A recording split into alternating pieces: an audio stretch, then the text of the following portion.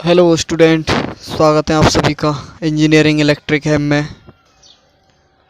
तो स्टूडेंट, आज हम इस चैनल पर इलेक्ट्रिकल वालों के लिए basic of electrical subject start करने वाले हैं। तो लॉकडाउन का फ़ायदा हम भी उठा सकते हैं।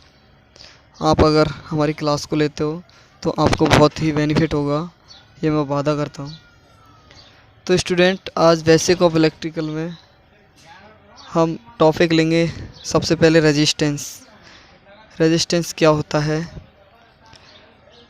तो स्टूडेंट, रेजिस्टेंस वो उसी तरीका का एक अवयव है, एक पार्ट है इलेक्ट्रिकल का।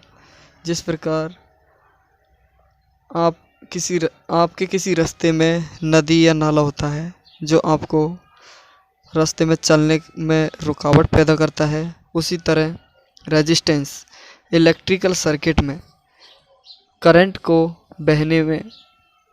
के बहने का विरोध करता है। तो स्टूडेंट, मैं आपको रेजिस्टेंस का सिंबल बता देता हूँ।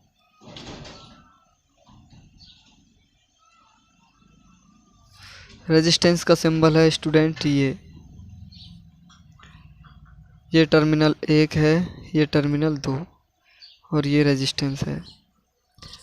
स्टूडेंट, रेजिस्टेंस कई चीज़ों पर डिपेंड करता है, जैसे उसकी प्रतिरोधकता, तार की लंबाई, तार के एरिया, इन सब पर, और उसकी प्रकृति, इन सब पर डिपेंड करता है।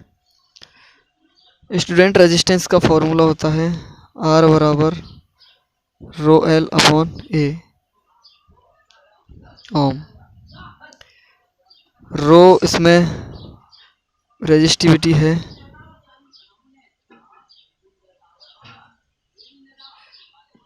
रेजिस्टिविटी को हिंदी में प्रतिरोधकता कहते हैं।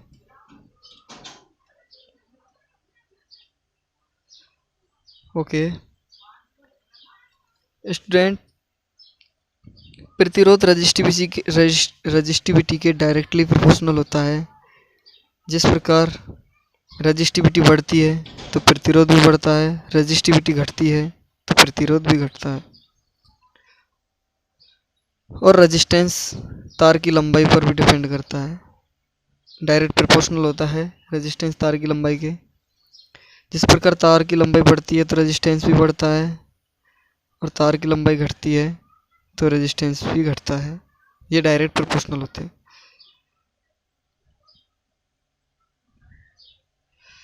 अब देखते हैं हम कि जो क्रॉस सेक्शन एरिया होता है वायर का, जैसे मैं बता देता हूँ आपको।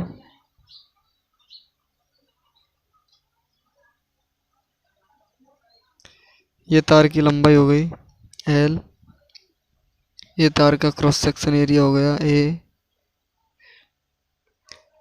तो स्टूडेंट, मैं आपके सामने दो डायग्राम बनाता हूँ, उसमें मैं आपको बताऊंगा कि रेजिस्टेंस किसका ज़्यादा है, किसका कम है।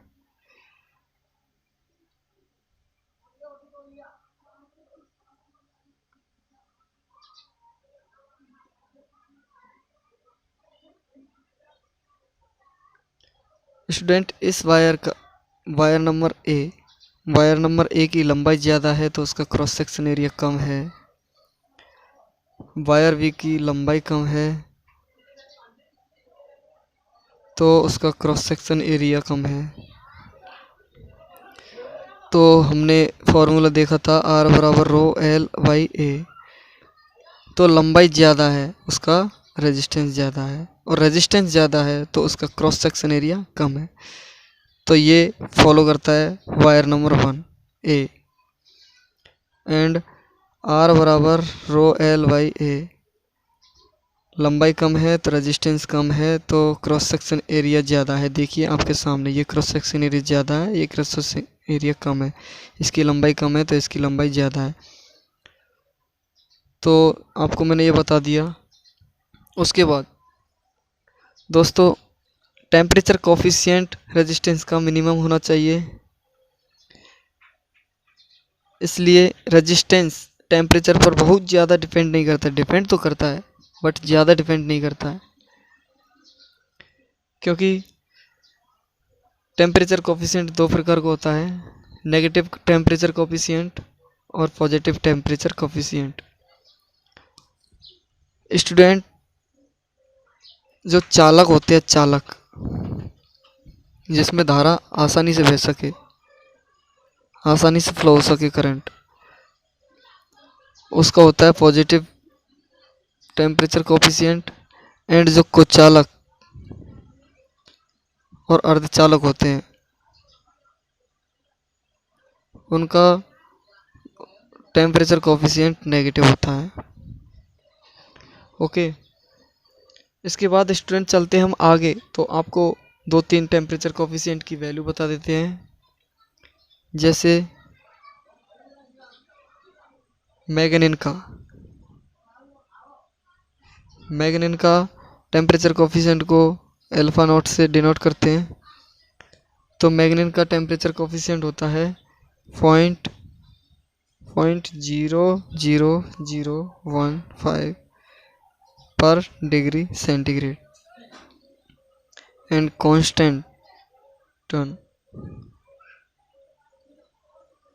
कॉन्स्टेंटन का टेम्परेचर कोफिशिएंट होता है 0.00020 पर डिग्री सेंटीग्रेड। एंड स्टूडेंट, आगे चलते हैं कॉपर।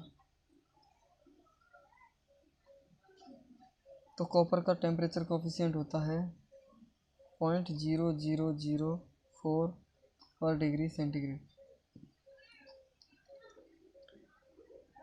ये वैल्यू आपको याद करनी होगी। अब स्टूडेंट आगे चलते हैं हम इस सेशन की अगली कड़ी में। हम आपको बताते हैं कॉम्बिनेशन ऑफ रेजिस्टेंस।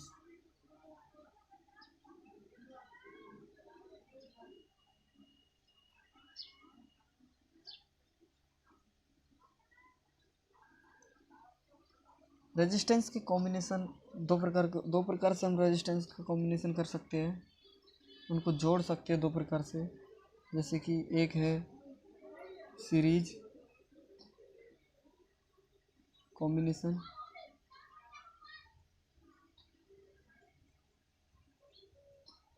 तो दूसरा है पैरेलल कॉम्बिनेशन।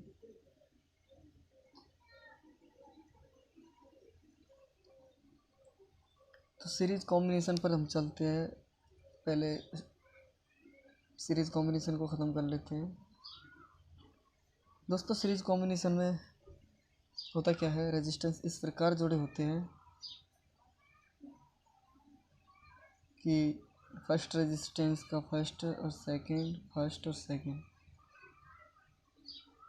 कि पहले रेजिस्टेंस का दूसरा सिरा और दूसरे रेजिस्टेंस का पहला सिरा अगर जुड़ा हुआ है तो ये रेजिस्टेंस सीरीज हो गया, ये कॉम्बिनेशन सीरीज हो गया। सीरीज कॉम्बिनेशन में दोस्तों करंट होती है सेम एंड वोल्टेज ड्रॉप होता है डिफरेंट।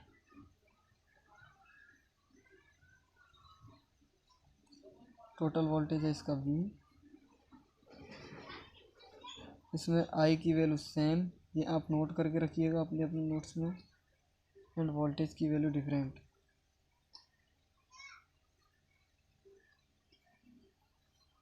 उसके बाद फ्रेंड, मैं आपको इसका सीरीज कॉम्बिनेशन का फार्मूला निकाल के बताता हूँ। सबसे पहले इसका वोल्टेज लेंगे, वोल्टेज V बराबर IR होता है। टोटल वोल्टेज निकालेंगे, V बराबर V1 प्लस V2, V बराबर IR होता है V1 बराबर IR1, क्योंकि ये R1 है, ये R2 है। I कॉमन है, R1 डिफरेंट है एंड I सेकंड में भी, R2 में भी I कॉमन है और R2 डिफरेंट है। तो अब हम कॉमन लेते हैं I, R1 प्लस R2, ये हो गया अपनी इक्वेशन, ये बन गई। I से I कैंसिल हो जाएगा तो R बराबर R1 प्लस R2। दोस्तों ये हो गया अपना सीरीज कॉम्बिनेशन। अब चलते पैरेलल कॉम्बिनेशन पर। सॉरी, एक और चीज़ रह गई सीरीज कॉम्बिनेशन में।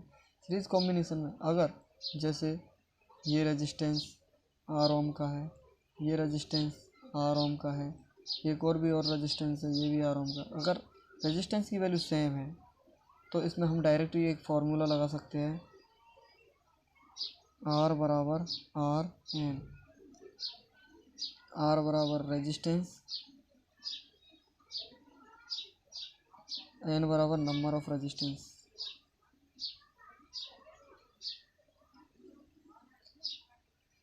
जैसे ये 2 ओम का हो गया, ये 2 ओम का हो गया, ये 2 ओम का हो गया, तो आर एन बराबर R means 2 ohm. Number of resistance कितने हैं, 1 2 3 गुणे 3 बराबर आर। तो आर बराबर 6 ओम। टोटल रेजिस्टेंस इसका 6 ओम हो गया। स्टूडेंट अब चलते हैं हम पैरेलल कॉम्बिनेशन पर। पैरेलल कॉम्बिनेशन को देखते हुए आपको ये वीडियो कैसी लग रही है मुझे कमेंट में बताएं। अब हम पैरेलल कॉम्बिनेशन पर चलते हैं। पैरेलल कॉम्बिनेशन में रेजिस्टेंस जुड़े होते हैं कुछ इस प्रकार, first second, first second, first से फर्स्ट और सेकंड से सेकंड, कुछ इस प्रकार जुड़े होते हैं। इसमें I1, इसमें I2, वोल्टेज सेम होता है R1 R2। दोस्तों पैरेलल कॉम्बिनेशन में जो वोल्टेज होता है वो सेम होता है, वोल्टेज सेम और करंट डिफरेंट। करंट होती है डिफरेंट। ओके, तो मैं आपको इसकी भी इक्वेशन बता देता हूँ।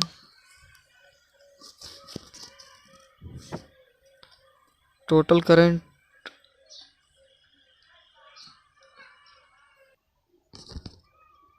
इसमें यहाँ से जो करंट आई बह रहा है तो आई बराबर आई करंट दो जगह डिवाइड हो रहा है, एक I1 एक I2, दो जगह टूट रहा है। तो आई बराबर I1 प्लस I2 हो गया। इसको आप समझ ही रहे होंगे अच्छे से। आई बराबर होता है V/R।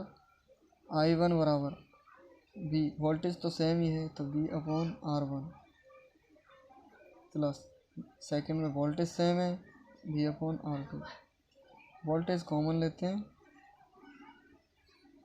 तो यहाँ बचता है 1/R, voltage common 1/R1 plus 1/R2। Voltage से वोल्टेज कैंसिल आउट, 1/R बराबर 1/R1 प्लस 1/R2। ये फार्मूला हो गया दोस्तों पैरेलल कॉम्बिनेशन का। और अब हम आपको जिस प्रकार ये Rn वाला फार्मूला सीरीज में बताया था उसी प्रकार पैरेलल में भी बताएंगे कि जिस प्रकार अगर दो रेजिस्टेंस है, तीन रेजिस्टेंस है, चार, जितने भी हो रेजिस्टेंस, उन रेजिस्टेंसों की वैल्यू सेम है, जैसे 2 2, तो उसका फॉर्मूला है R बराबर R/N। तो R कितना है 2, नंबर ऑफ रेजिस्टेंस कितने 2, तो अपना टोटल नंबर ऑफ रेजिस्टेंस आ गया, R इक्विवेलेंट टोटल रेजिस्टेंस आ गया 1 ओम। दोस्तों आप, मुझे आशा है कि आपको ये वीडियो में जो मैं बता रहा हूँ वो आपको समझ में आ रहा होगा। तो अब तक हमने ये ख़त्म कर चुके हैं सीरीज़ और पैरेलल कॉम्बिनेशन, रेजिस्टेंस। अब हम कुछ क्वेश्चंस करेंगे, वो अगली वीडियो में करेंगे। आपको ये वीडियो कैसा लगा वो मेरे को आप कमेंट सेक्शन में बताएं। दोस्तों आपके ही सपोर्ट से हमारा मोटिवेशन बढ़ता है, और अगर आप मेरे चैनल को सब्सक्राइब करते हो तो मेरा और भी मोटिवेशन बढ़ेगा। दोस्तों आप मेरे चैनल को सब्सक्राइब नहीं करोगे फिर भी मैं तो पढ़ाऊँगा, मेरे को कोई टेंशन वाली बात नहीं है। मेरे को पैसा नहीं कमाना, मेरे को लॉकडाउन में स्टूडेंट्स का फ़ायदा चाहिए। ज़्यादा से ज़्यादा स्टूडेंट जुड़ें। Thank you for watching.